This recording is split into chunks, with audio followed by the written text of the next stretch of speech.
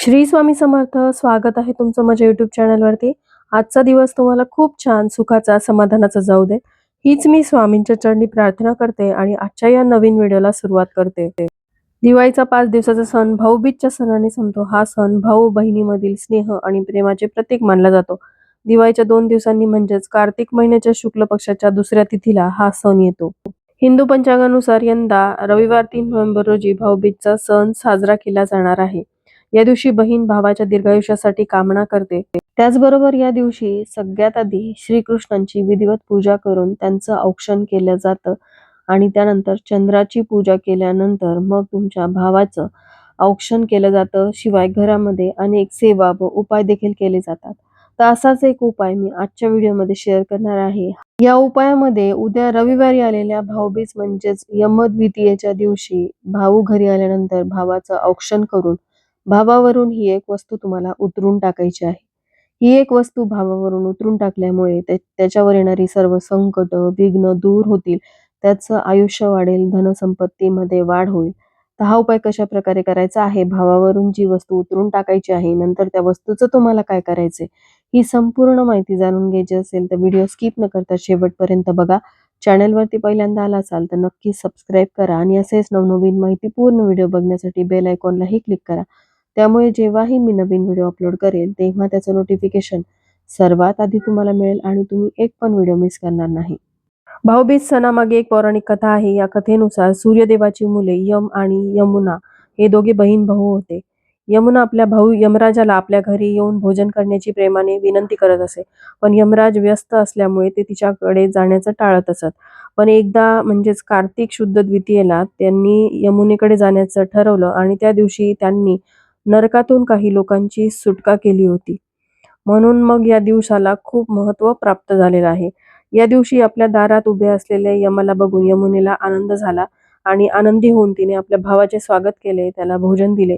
यमाला असंख्य वेळा बोलवल्यानंतर अखेर यमीची इच्छा पूर्ण झाली. तिचा भाऊ तिच्या मागण्या मान्य करून तिला भेटायला आला. दुपारच्या जेवणानंतर तिने कपाळाला तिलक लावून त्याच्या दीर्घायुष्यासाठी प्रार्थना केली. म्हणूनच भाऊबीजच्या दिवशी भावाचं तिलक करण्याची प्रथा सुरू झाली. तर त्याचबरोबर या दिवशी काही उपाय देखील केले जातात. तर हे उपाय तुम्हाला वर्षातून फक्त एकदाच करता येतात आणि ते देखील भाऊबीज म्हणजेच यमद्वितीयेच्या दिवशी. त्यामुळे व्हिडिओ पूर्ण बघा जेणेकरून हे उपाय तुम्हाला देखील करता येतील. तर सगळ्यात पहिला उपाय जो आपल्याला उद्याच्या दिवशी करायचा आहे तो म्हणजे आपल्याला उद्याच्या दिवशी वह्या आणि पेन खरेदी करायचे आहेत. वर्षभरासाठी लागणारे म्हणा किंवा अगदी 2-4 वह्या आणि पेन तुम्हाला खरेदी करून आणायचे आहेत. आणल्यानंतर यांची तुम्हाला सर्वप्रथम पूजा करायची आहे. हळदी कुंकू अक्षता वाहायच्या आहेत आणि त्यानंतर तुम्हाला त्या वह्या आणि पेन तुमच्या कामासाठी वापरायला सुरुवात करायची आहे. बघा, विद्यार्थ्यांनी या वह्या या दिवशी खरेदी केलेल्या वापरल्या तर त्यांना त्यांच्या परीक्षेमध्ये यश मिळतं किंवा तुम्ही जर तुमच्या कामासाठी या वह्या वापरल्या तर तुम्हाला त्या कामामध्ये यश मिळतं. एवढं महत्त्व या वही आणि पेनाच्या खरेदीला आहे. त्याचबरोबर तुम्ही जर महत्त्वाच्या कामासाठी जात असाल आणि तिथे तुम्हाला सही करायची आहे, तर ही पेन तुम्ही सोबत न्यायची आहे आणि या पेननी जर तुम्ही सही केली तर तुम्हाला त्या कामामध्ये यश मिळतं, ते कार्य तुमचं सिद्ध होतं, अशी देखील मान्यता आहे. त्यानंतरचा दुसरा उपाय जो आपल्याला करायचा आहे, या उपायासाठी आपल्याला उद्याच्या दिवशी तुळशीच्या रोपाची 11 पानं तोडायची आहेत. ही पानं तोडल्यानंतर तुम्हाला ती स्वच्छ धुवून घ्यायची आहेत आणि बारीक तुम्हाला ती कट करून घ्यायची आहेत. ही कट केलेली तुळशीची पानं तुम्हाला तुमच्या पिठाच्या डब्यामध्ये टाकायची आहेत. मग ते गव्हाचं पीठ असेल, बाजरीचं असेल, ज्वारीचं असेल, त्या पिठाच्या डब्यामध्ये थोडे थोडे तुळशीची पानं तुम्हाला टाकायची आहेत आणि यानंतर या पिठाचे तुम्हाला पोळी किंवा भाकरी बनवायला सुरुवात करायची आहे. बघा, उद्याच्या दिवशी हा उपाय केल्याने घरामध्ये धनधान्याची कधीही कमतरता राहत नाही. देवी लक्ष्मीची कृपा तुमच्यावरती वर्षभर राहते, अशी मान्यता आहे. तसेच जर उद्याच्या दिवशी भाऊ तुमच्याकडे भाऊबीज साजरी करायला येणार असेल तर उद्याच्या दिवशी तुम्हाला एक अतिशय प्रभावी उपाय करायचा आहे. बघा, भाऊ आपल्या घराच्या मुख्य प्रवेशद्वारातून आपल्या घरामध्ये येतो. तिथे आपल्याला म्हणजे उंबरठ्यावरती एक ग्लास भरून आपल्याला तांदूळ, ज्याला आपण अखंड अक्षदा म्हणतो, ते ठेवायचे आहेत. हे तांदूळ कुठेही तुटलेले फुटलेले नसावेत. चांगले पाहून तांदूळ भरून आपल्याला ग्लास जो आहे तो उंबरठ्यावरती ठेवायचा आहे. बघा, तांदूळ हे समृद्धीचं प्रतीक मानले जातात आणि ज्यावेळेस भावाकडून आपण हा उपाय करून घेतो त्यावेळेस आपल्याही घरामध्ये सुख समृद्धी येते, घराची भरभराट होते आणि त्याचसोबत भावाची देखील भरभराट होत असते. म्हणून भाऊ घरी आल्यानंतर उंबरठ्याच्या मधोमध आपल्याला हा ग्लास ठेवायचा आहे. ज्याप्रमाणे गृहप्रवेश करत असताना आपण माप ओलांडतो, अगदी त्याच प्रकारे भावाकडून हे जे माप आहे तांदळाचं म्हणजेच अक्षदांचं हे ओलांडून घ्यायचं आहे. हे तांदळाचं माप ओलांडत असताना तांदूळ जे आहेत ते आपल्या घराच्या आतल्या दिशेने पडावेत अशा पद्धतीने भावाला ते माप ओलांडायला सांगायचं. बाहेरच्या दिशेने तांदूळ अजिबात पडता कामा नये. ही चूक आपल्याला अजिबात करायची नाही. ज्या प्रकारे नवीन लग्न झालेल्या मुलीचा गृहप्रवेश होतो त्यावेळेस ती ज्या प्रकारे माप ओलांडते अगदी त्याच प्रकारे हा जो उपाय आपल्याला करायचा आहे. जर तुमचा भाऊ तुम्हाला भेटण्यासाठी किंवा भाऊबीज साजरी करण्यासाठी तुमच्या घरी येणार असेल तर नक्कीच हा उपाय तुम्ही करायचा आहे. त्यानंतरचा जो उपाय आपल्याला करायचा आहे तो ज्यावेळेस आपण आपल्या भावाचं औक्षण करणार आहोत त्यावेळेस करायचं. मग हे औक्षण तुम्ही तुमच्या घरी करणार असाल किंवा तुम्ही माहेरी जाणार असाल दिवाळीनिमित्त, तिथे जाऊनही तुम्हाला हा उपाय करता येणार आहे.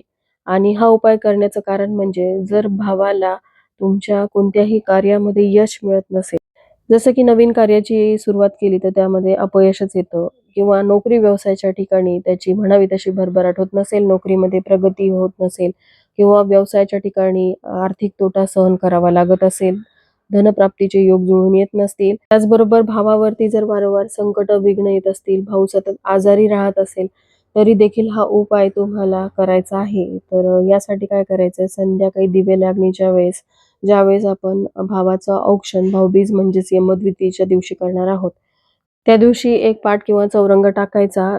पाटाभोवती तुम्हाला रांगोळी काढायची आहे आणि त्यावरती भावाला बसायला सांगायचं. भावाचं तोंड दक्षिण दिशेला होणार नाही अशा पद्धतीने भावाला बसवायचं. त्याचबरोबर भावाच्या डोक्यावरती टोपी किंवा रुमाल असावा. कधीही छोट्या डोक्याने औक्षण किंवा कोणताही उपाय करू नये. तर सर्वप्रथम आपल्याला भावाचं औक्षण करून घ्यायचं आहे आणि त्या औक्षणाच्या ताटामध्ये काही महत्त्वाच्या वस्तू घ्यायच्या आहेत. ज्यामध्ये आपल्याला 4 अखंड मिरे घ्यायचे आहेत. सोबतच 4 फूल असलेल्या लवंगा घ्यायच्या आहेत आणि 4 काळे उडीद, उडदाची डाळ नाही तर 4 अख्खे उडीद घ्यायचे आहेत. तर परत एकदा सांगते, 4 काळे मिरे, 4 लवंगा आणि 4 उडीद हे घ्यायचं आहे आणि आपल्या भावाच्या डोक्यापासून ते पायापासून असं गोलाकार आकारामध्ये 7 वेळा उतरून घ्यायच्या आहेत. तुमचे 2 भाऊ असतील तर वेगवेगळ्या वस्तू घ्यायच्या आणि या दोन्ही वस्तू 7-7 वेळा उतरून घ्यायच्या.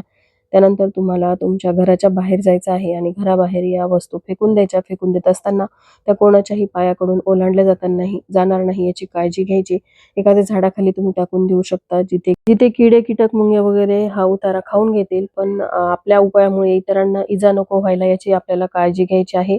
या उपायामुळे भावाचं आयुष्य वाढतं, भावाच्या धनसंपत्तीमध्ये वाढ होते आणि भावावर येणारी सर्व संकट, विघ्न दूर होतात आणि भावाची भरभरून अशी प्रगती होते. त्यामुळे उद्या भाऊबीजच्या दिवशी म्हणजेच यमद्वितीयेच्या दिवशी प्रत्येक बहिणीने आपल्या भावासाठी हा उपाय करावा. याबरोबरच आजचा हा व्हिडिओ मी इथं सेंड करते. व्हिडिओ आवडला असेल, थोडा जरी हेल्पफुल वाटला असेल तर लाईक, शेअर, सबस्क्राईब करा. श्री स्वामी समर्थ.